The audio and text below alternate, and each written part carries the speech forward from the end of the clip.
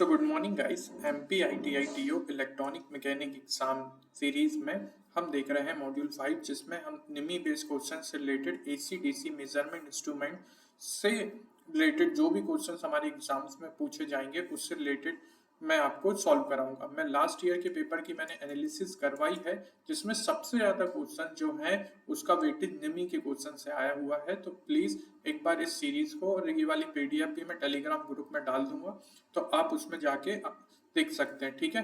PMM सबसे पहला question क्या है, पीएमएमसी इंस्ट्रूमेंट में मूविंग कॉइल असेंबली के शाफ्ट को कौन सी बेरिंग सपोर्ट करता है? तो इसका राइट आंसर क्या हो जाएगा, कौन सा करता है? जेलट बेरिंग। देखो पीएमएमसी जो मैग्नेट होता है वो कुछ इस तरीके का स्ट्रक्चर होता है, उसके नीचे जो जेलट बेरिंग होती है इसके बारे में पूछा गया था। अब इसके स्ट्रक्चर के बारे में और थोड़ा सा देख लेते हैं। ऊपर टॉप में जो निडल रहती है उसको क्या बोलते हैं? पॉइंटर। फिर इसके ऊपर जिसमें वो डायरेक्शन बताता है, मतलब मेरी मेजरमेंट्स बताता है, उसको बोलते हैं डायल। फिर उसके साइड दोनों लेफ्ट हैंड साइड में क्या लगे होते हैं? परमानेंट मैग्नेट, जो नॉर्थ पोल और साउथ पोल से रिलेटेड रहते हैं। बीच में जो रहता है कॉइल, और उसके सेंटर या कोर में क्या रहता है? एल्यूमिनियम फॉर्म, और उसके और सेंटर में क्या रहता है? आयरन का सिलेंडर। ठीक है, जो कंट्रोल होता है स्प्रिंग से, कंट्रोलिंग टॉर्क से और स्प्रिंग हैंडल से। ठीक है। नेक्स्ट हमारा क्वेश्चन क्या है, पीएमएमसी मीटर का पूर्ण रूप क्या है? तो पीएमएमसी मैग्नेट का पूर्ण रूप क्या है? परमानेंट क्या है? Permanent magnet moving coil. क्या है राइट आंसर? है ना, परमानेंट मैग्नेट मूविंग कॉइल। फिर नेक्स्ट हमारा क्वेश्चन क्या है, स्मिथ ट्रिगर सर्किट में किस प्रकार की तरंग का उपयोग उत्पन्न होती है? तो स्मिथ ट्रिगर में कौन सा की वेव उत्पन्न होती है? तो ये होती है स्क्वायर वेव। ठीक है। फिर नेक्स्ट हमारा क्वेश्चन क्या है, ऑस्किलोस्कोप की स्क्रीन पर इमेज की ब्राइटनेस को कौन सा इलेक्ट्रोड नियंत्रित करता है? तो ये कौन सा करता है? Focusing anode. क्या राइट आंसर हो जाएगा? नहीं सॉरी, कंट्रोल ग्रिड। क्या कर रहा है? कंट्रोल कर रहा है, नियंत्रित कर रहा है, मतलब कंट्रोलिंग कर रहा है। तो राइट आंसर क्या हो जाएगा? Control grid. फिर दूसरा हमारा क्वेश्चन नेक्स्ट क्या है, अंतरराष्ट्रीय दूरसंचार प्रणाली में यूएचएफ के लिए कौन सा बैंड उपयोग किया गया है? तो यूएचएफ के लिए हमारा कौन सा बैंड उपयोग किया गया है? तो बैंड 9। बैंड 9 किसके लिए बनाया है? यूएचएफ के। यूएचएफ का फुल फॉर्म क्या होता है? Ultra high frequency. क्या फुल फॉर्म है? Ultra high frequency. नेक्स्ट हमारा क्वेश्चन क्या है, मल्टीमीटर द्वारा कौन सा पैरामीटर मापा जाता है? तो मल्टीमीटर द्वारा क्या नापा जाता है? वोल्टेज। क्या नापा जाता है? वोल्टेज। राइट आंसर क्या हो जाएगा? वोल्टेज। फिर नेक्स्ट इस तरीके के क्वेश्चन हमारी एग्जाम में PYQ में आप जाके वीडियो चेकआउट कर सकते हैं, या 2022 का हमारा पेपर चेक करेंगे तो इस तरीके के क्वेश्चन पूछे गए थे, जिसमें सेम यही क्वेश्चन था। पैनल मीटर में X से अंकित चिन्ह का नाम क्या है? तो X का अंकित चिन्ह का नाम क्या है? तो क्या राइट आंसर हो जाएगा? ये वाले सिंबल का राइट पूछा गया है, तो ये क्या है? इसका क्या हो जाएगा? इसका राइट आंसर, इसका राइट आंसर हो जाएगा मूविंग आयरन मीटर। क्या हो जाएगा? Moving iron meter. नेक्स्ट हमारा क्वेश्चन क्या है, पीएमएमसी मीटर में मूवमेंट में किस प्रकार के टॉर्क को उपयोग किया जाता है? तो किस प्रकार के टॉर्क को उपयोग किया जाता है? तो ये होता है मॉडरेट टॉर्क। ठीक है, किस तरीके का? Moderate torque. PMMC meter movement में किस प्रकार के टॉर्क, तो किस तरीके का टॉर्क किया जाता है? Moderate torque. फिर नेक्स्ट हमारा क्वेश्चन क्या है, प्रतिरोध, धारिता और प्रेरकत्व, है ना, मतलब रेजिस्टेंस। ठीक है, रेजिस्टेंस, कैपेसिटेंस और इंडक्टेंस को मापने के लिए किस प्रकार के मीटर का उपयोग, उपकरण का उपयोग किया जाता है? तो किस तरीके का उपयोग किया जाता है? तो ये हो जाएगा आपका LCR ब्रिज। ठीक है। नेक्स्ट हमारा क्वेश्चन क्या है, 100 मीटर की सीमा पर 100 एम्पियर तक बढ़ाने के लिए आवश्यक शंट RMS 27, है ना, ज्ञात कीजिए। 1 मिली एम्पियर मीटर की सीमा पर 100 मिली एम्पियर तक बढ़ाने के लिए आवश्यक शंट प्रतिरोध, जिसकी रेजिस्टेंस है RM इक्वल्स टू 27 मीटर, को ज्ञात कीजिए। तो देखो हमारे पास में क्या दिया हुआ है, आई की वैल्यू करंट की दी हुई है 10 मिली एम्पियर। ठीक है, क्या दी हुई है? 10 मिली एम्पियर। अब इसको हमको एक्सटेंड करना है कितने से एक्सटेंड करना है? 1 मिली एम्पियर से। ठीक है, तो हमको क्या निकालना पड़ेगा? एन का फॉर्मूला क्या होता है? I/IM। ठीक है, ये फॉर्मूले को ध्यान रखना। ठीक है, अगर दो हमको करंट दी है और एक्सटेंड किया गया शंट प्रतिरोध के लिए। अब हमारे शंट प्रतिरोध के लिए हमारा जो फॉर्मूला है वो क्या होता है? RS, है ना, रेजिस्टेंस ऑफ शंट प्रतिरोध अपॉन में RM अपॉन में N-1। तो RM की वैल्यू हमारी कितनी है? 27, और यहां से हमारे क्या निकल के आ जाएगा? हमारी I की वैल्यू है 10 और इसकी वैल्यू है 1, तो इसकी सिंपली हमारी वैल्यू हो जाएगी 10।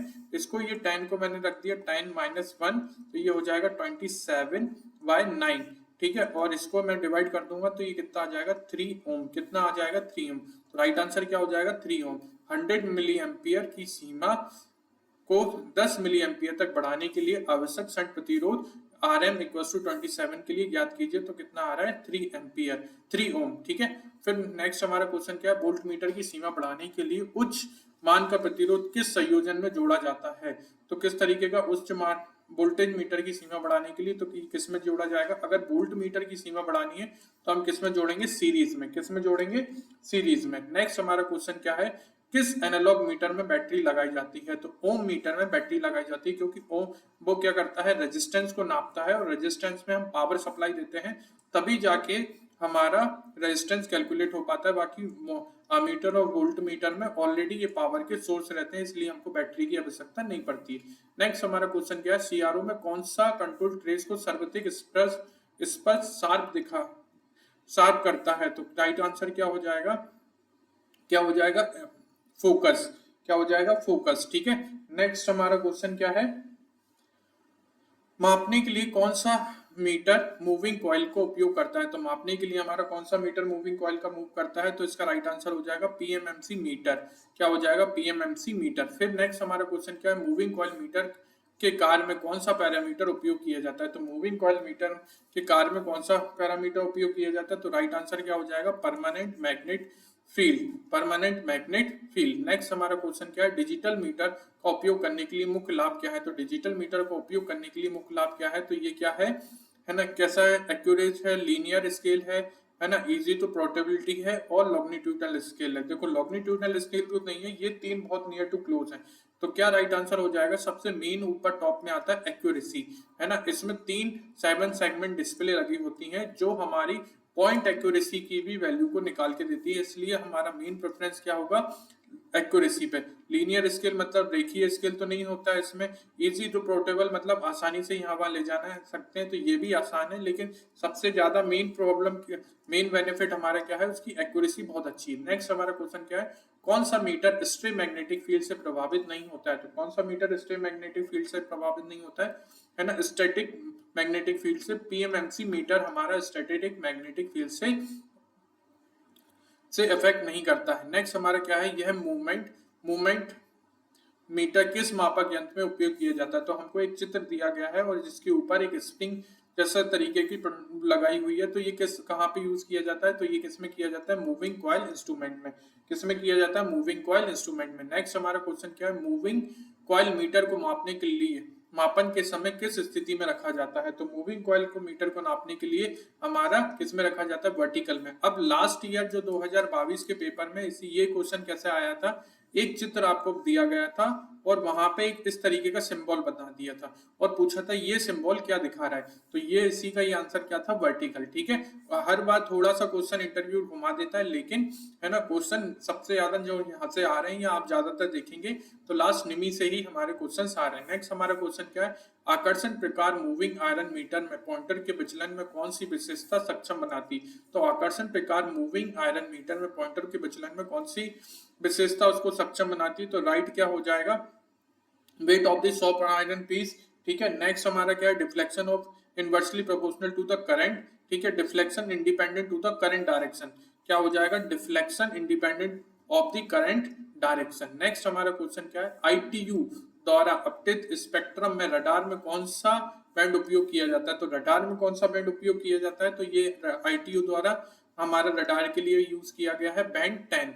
ठीक है, नेक्स्ट हमारा क्वेश्चन क्या है, एम आई प्रतिकर्षण प्रकार यंत्र में पॉइंटर को शून्य पर रखने के लिए कौन सा नियंत्रण उपयोग किया जाता है ना। तो हम क्या बोला गया, which control is used to repulsion type moving iron. कौन सा repulsion type moving iron instrument to keep the pointer at the zero position. तो जीरो पोजीशन पे हमारे पॉइंटर को रखने के लिए कौन सा हम यूज करते हैं, तो ये किसको यूज करते हैं, स्प्रिंग कंट्रोल को। किसको करते हैं, स्प्रिंग कंट्रोल को। नेक्स्ट हमारा क्वेश्चन क्या है, पीएमएमसी मीटर की कॉइल को लपेटने के लिए कौन सा फ्रेम का उपयोग किया जाता है। तो कौन से कॉइल का फ्रेम का उपयोग किया जाता है, तो राइट आंसर क्या हो जाएगा, एल्यूमिनियम फ्रेम मैंने ऊपर ही क्वेश्चन नंबर फर्स्ट में इसका पूरा स्ट्रक्चर बनाया है ना, आप उसको जाके देख लो, ठीक है।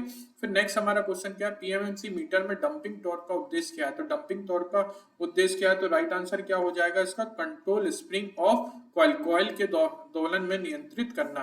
क्या राइट आंसर हो जाएगा, कॉइल के दोलन को नियंत्रित करना। नेक्स्ट हमारा क्वेश्चन क्या है, मूविंग आयरन मीटर में नरम लोहे के टुकड़े जीप के आकार के क्यों बनाए जाते हैं। तो मूविंग आयरन मीटर में नरम लोहे के टुकड़े जीप के आकार के क्यों बनाए जाते हैं। तो राइट आंसर क्या हो जाएगा इसका, to achieve the uniform scale, है ना, समान स्केल को प्राप्त करने के लिए हम किसके टुकड़े, लोहे के टुकड़े जीप के आकार के बनाते हैं। नेक्स्ट हमारा क्वेश्चन क्या है, वोल्ट मीटर की संवेदनशीलता किससे निर्धारित की जाती है। तो वोल्ट मीटर की संवेदनशीलता किससे निकाली जाती है। तो ओम पर वोल्ट रेटिंग, किस पे, ओम प्रति वोल्ट रेटिंग के बेसिस पे हम इसको निकालते हैं।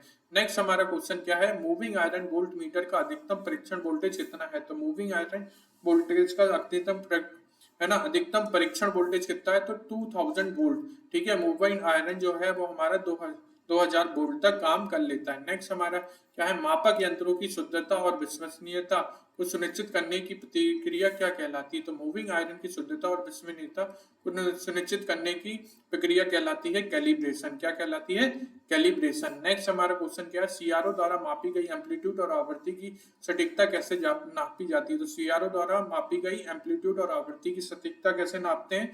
तो इसका राइट आंसर क्या हो जाएगा, बिल्ड इन कैलिब्रेशन सिग्नल द्वारा, by build in calibration signal, ठीक है। तो ये थे हमारे क्वेश्चंस जो एसी और डीसी मेजरमेंट इंस्ट्रूमेंट से पूछे गए हैं हमारे निजी, है ना, निमी क्वेश्चन बैंक में। तो अगर आपको वीडियो अच्छी लग रही है तो प्लीज लाइक करिए और चैनल को सब्सक्राइब करिए, जिससे आपको और वीडियो की अपडेट्स मिलती रहे। So thank you guys.